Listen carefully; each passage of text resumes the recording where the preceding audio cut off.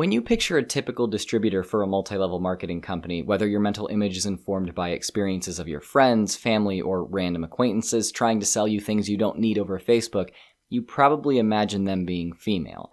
Statistically, you're right to do that. According to the Direct Selling Association, 74% of all those involved in direct sales, including MLMs, are women. You might think this is statistical happenstance, but it's not. MLMs, often by means of unethical manipulation, disproportionately target women on purpose. Just before we jump in, I want to add that my wife, Taylor, actually came up with the idea for this video. She researched it and co-wrote it, so I thought it was only right to bring her on to host a section of this video. Taylor was actually skeptical of MLMs and alternative medicine before I ever was. She kind of started me down the skeptical path that led me to where I am today. So if it wasn't for her, this channel, and especially this video, might not even exist. Make sure and show her some appreciation in the comments for that. The origins of MLMs. The first well-known MLM, Avon, began in 1886. At the time, door-to-door salesmen were more common, but had a poor reputation. One of the many reasons being that those home during the day when the salesman came by were mostly women, and it was seen as improper for a woman to invite a man into her home alone. Avon's founder, David McConnell, saw a business opportunity in this.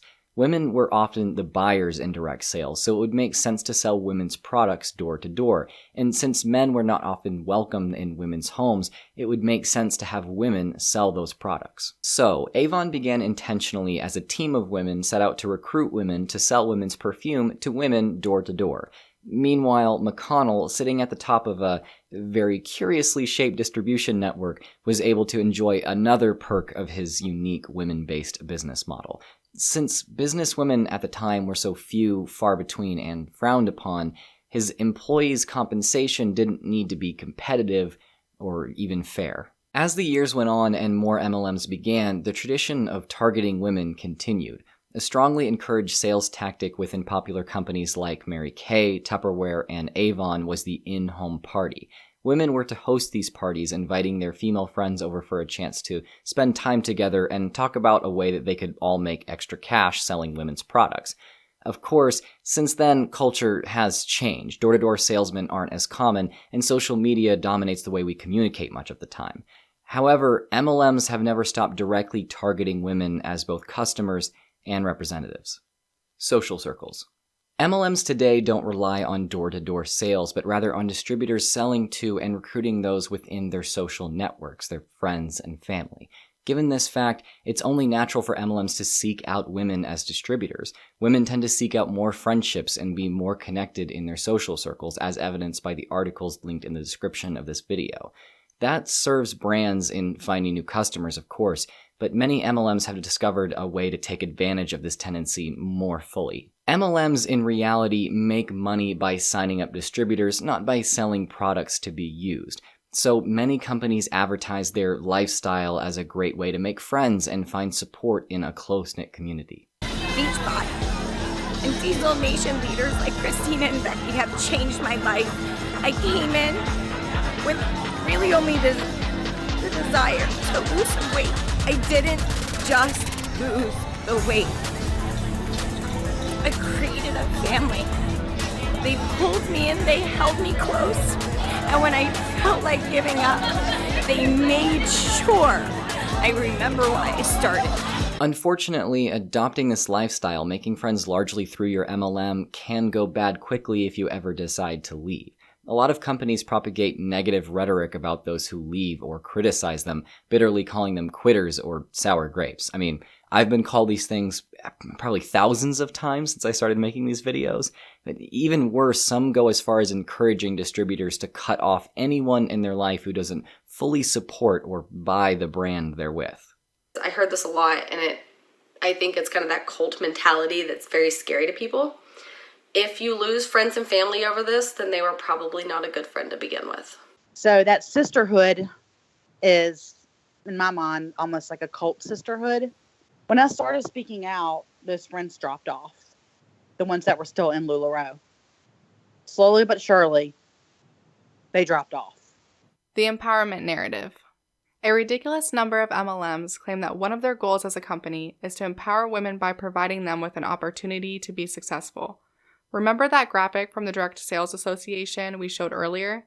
Did you notice the statement it made along with the statistic? Direct selling empowers women. Just for good measure, before we go into how MLMs try to convince women that they're empowering, let me remind you of the statistics that show they're not.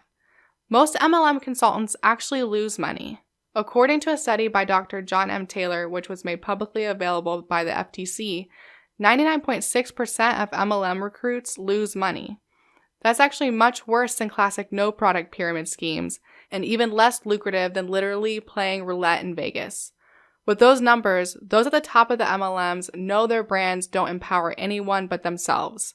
They don't empower women, they exploit them. Even with that statistic publicly available, MLMs successfully convince many of their empowering nature. We'll go over 3 steps they take to accomplish this. They often begin by claiming that they offer an opportunity for financial freedom. This opportunity will allow you to be your own boss. You can take control of your own life. Most importantly, it'll give you the gift of time. More time with your family, more time to do what you want, more time for you. While financial freedom has universal appeal, it's especially easy to target women with this claim for 2 reasons. 1, on average, women earn less than men. Regardless of why that is, an opportunity to make enough to squash any worry about finances is apparently rarer for women, making that opportunity more appealing when offered. 2, women typically spend more time on unpaid labor, such as housework, than men, making their free time scarcer. That scarcity makes the offer of more time in your day much more appealing. If that great offer doesn't get you, then MLM distributors may resort to guilt tripping. No form of this tactic is better known among the anti-MLM community than mom guilting. A Redditor shared this post to r/anti-MLM, having seen it posted by one of her friends on social media. Did you know you can make a full-time income and yet still be present with your kids? Did you know you don't have to put your kids in daycare, leaving them to be raised by someone else? Did you know that you can have a role outside of being a mother, an identity and goal-oriented purpose, a challenge that calls you to leadership and growth, all without the #mom guilt of being absent from your children? Did you know that you can have it all? An income, a career, a purpose, and a family? You can have it with MLM. Once an MLM has signed you up, keeping you on board no matter your level of success becomes paramount. This is where MLMs employ one of their greatest hallmarks: motivational content. The co-founder of Tupperware, Brownie Wise, understood the usefulness of keeping women motivated to believe in themselves while selling for an MLM. The corporate model was personalized with Wise's secret ingredient: positive thinking. Recognizing that women do not get enough recognition in their own lives, she marketed not only products, but self-confidence to women. MLMs want to keep their distributors highly motivated. After all, distributors are the ones actually buying product from the company. If product goes into the hands of non-distributors, fine, but as long as distributors are buying inventory to sell, the MLM makes money. The distributor is the actual customer to an MLM. So, companies constantly push their distributors to dream, believe in themselves, and develop the confidence to take risks and move huge amounts of inventory. The appeal to women across this content is constant, of course. For over 125 years, Avon has stood for beauty, innovation, optimism, and above all, for women. Every woman has a character trait or something that's so unique and special to them. And that is what women need to share. That's my why, is helping women see the potential within themselves before they see it on their own. Health and family. This section pertains to health MLMs, but it's worth including given how many MLMs sell supplements or other health products. These MLMs, in selling products that are largely gender neutral, may not strike you as being designed to target women.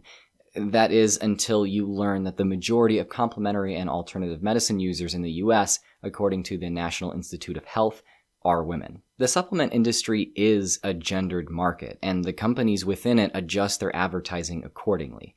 Health MLMs often stress that their products will help keep your family safe and healthy.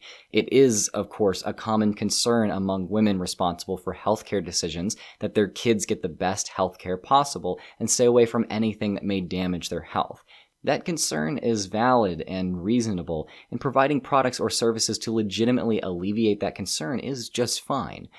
But MLMs tend to take an unethical approach to that situation. First of all, many MLMs engage in what is essentially false advertising while exploiting technicalities in the law which allow them off the hook. I have a whole video on that subject if you want to learn more. Maybe watch it after this one. Second, the culture within many health MLMs is riddled with fear-based conspiratorial thinking, from anti-vaxxing to wildly misinformed ideas about legality fueling fear and hatred of the FDA, to conspiracies about doctors hiding natural cures to every disease. MLMs promote and support people who promote false ideas which strike fear in those who entertain them. They then, in turn, advertise that they have the remedy to those issues and to all mothers' fear for their children: their supplements. If you'd like to see more precisely how this happens, I also have videos where I investigate these cultures and debunk some of their conspiratorial or fallacious ideas. I'll link them in the card box. Creating a need the customer didn't know they had and then selling them the solution is an old, classic marketing strategy, but MLMs take it to a clearly unethical point.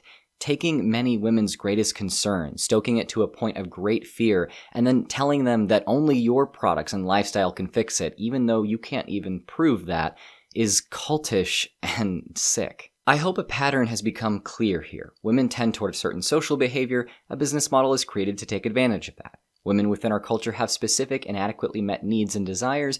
Those businesses try to convince them that they can satisfy all of that. Women have certain reasonable fears.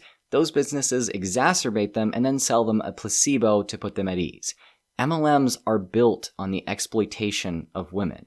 For this exploitation to end, more women need to be made aware of the shady practices of MLMs. So I ask the viewers of this video, please do what you can to get this information out there. Follow and support anti-MLM podcasts and creators. Share posts from anti-MLM pages. When distributors reach out to you, maybe respond politely with some links to resources exposing MLMs for what they are. I put links to all these things in the description. And finally, of course, for the sake of women everywhere, please don't financially support MLMs in any way. If you want to empower women, directly support them, not those taking advantage of them. Thanks for watching. I've been Drew of Genetically Modified Skeptic. As always, go ahead and subscribe, check out my Patreon, follow me on Twitter and Facebook at GM Skeptic, join my Discord, and until next time, stay skeptical.